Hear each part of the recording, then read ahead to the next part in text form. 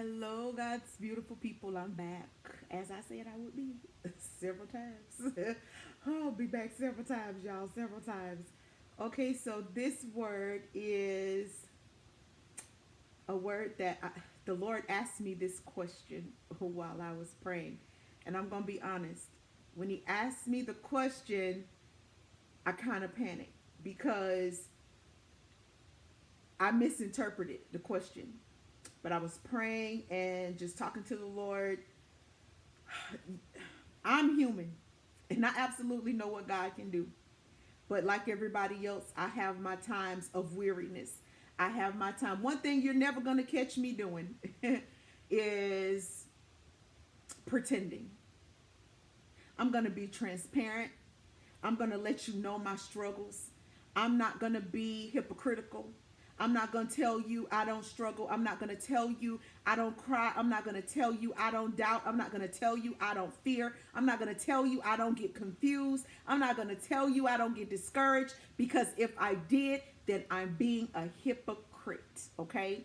Because I experienced all those things.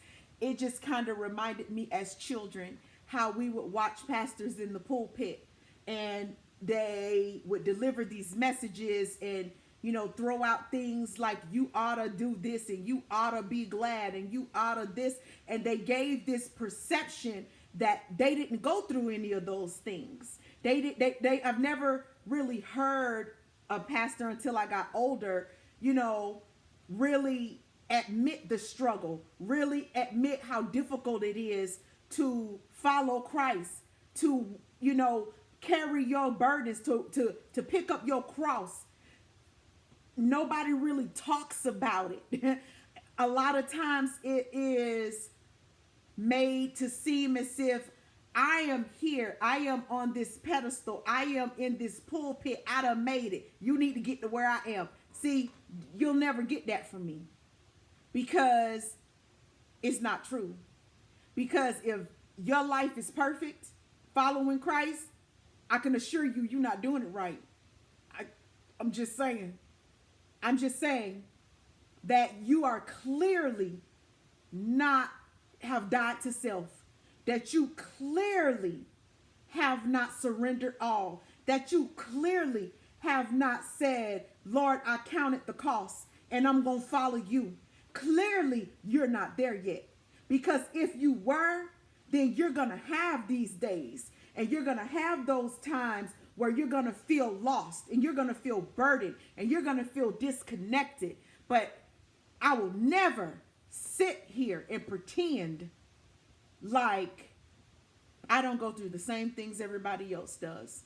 Maybe even more, because I have surrendered, because I have counted the cost, because I don't live my life according to worldly standards. I don't do the things that I want to do. I do the things that God tells me to do. So I do the things that He leads me to do. I don't jump up and say, well, Lord, I'm going to just do it anyway and see for myself. I don't do those things. So when God tells me to sit my butt down and be still, I sit my butt down and be still. Do I get frustrated? Yes. Do I cry it out? Yes. Sometimes I'm angry. I tell God I'm angry. Why I gotta stay home? Why I gotta do this? Well, why I can't go over here? Well, where I ain't gotta go over there? And the Lord deals with me on that. But I take it to Him. I go through it. So one thing you're never gonna get from me is perfection. I had a cousin when I was doing lives on Facebook, and I had a cousin tell me, stop getting on there telling people you didn't want to deliver the word today. And I said, why? Because I didn't. I had to push through it. The enemy fights me even harder because God uses me the way He does. So the enemy is always coming at me. The warfare is always real. So I'm letting people know that I'm human too. Some days I got to push myself to deliver the Lord's words. Some days I got to push myself to talk to His people. Some days I got to push past the adversity to get to the glory. You'll never get hypocritical out of me, because your sufferings are my sufferings. I go through the same thing. And I said all that because the Lord asked me this question. And he said, why are you sitting around waiting for nothing? Oh, it did something to me. Because I'm like, have I not been doing what you instructed me to do, Lord? Like, what have I done wrong? And he instantly came back and said, if you're going to sit and you're going to wait and you're going to trust me, I need you to be sitting and waiting for something. Don't sit around and wait for nothing. You're looking at the past and how things didn't happen the way you thought they were, that nothing resulted of what happened in the past when you were doing it your way. So now you think that that's the outcome still. So if you're going to do that, then you just sitting around waiting for nothing. But God said, if you sit and you wait for something, which means if you sit and you have expectations of me to move, then I will do just that. Stop looking back. Stop sitting around, because when you look back, you're expecting to happen what happened the last time, which was nothing. Which means you sitting around and you waiting for nothing. But God had to convict me. He was like, if you gonna sit, I need you to sit and wait for something. I need you to trust me.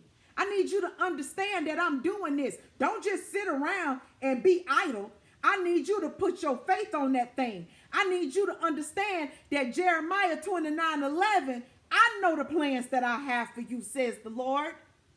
And they are plans to prosper you. They are plans to give you the things that I've promised you. So if you gonna sit, I'm gonna need you to sit and wait for something. Don't sit back and wait for nothing, because then you're just being idle. You're just wasting your time. If you're not gonna sit in expectation of what God has promised, don't sit. Go ahead and do what you want to do.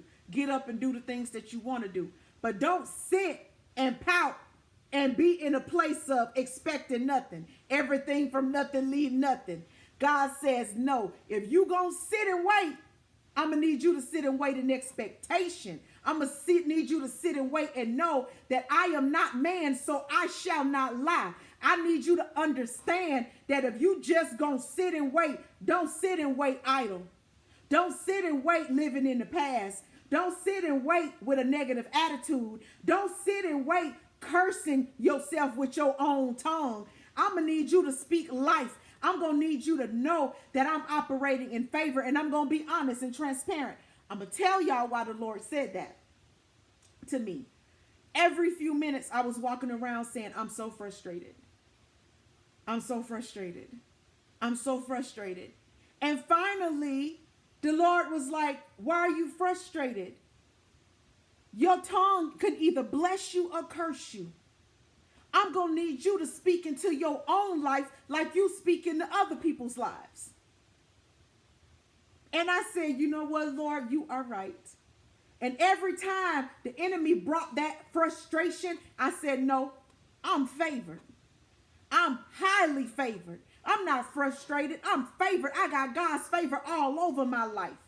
So when the Lord gave me this word, I know what he was saying. Stop sitting, and if you're going to sit and wait for me to do what I said I'm going to do, I'm going to need you to put some expectation on that thing. I'm going to need you to know that I am God, and I'm going to do the things that I said I'm going to do. So I'm here to tell you what the Lord told me. If you're going to sit and wait, don't sit and wait for nothing. Don't sit back waiting for nothing to happen. Because if you're always dwelling on what happened in the past or how things didn't work out in the past, that's exactly what you're doing. God said, put some expectation on his name, because he coming through for you, okay? 22 ain't over yet. I love you guys. I'll be back with another word.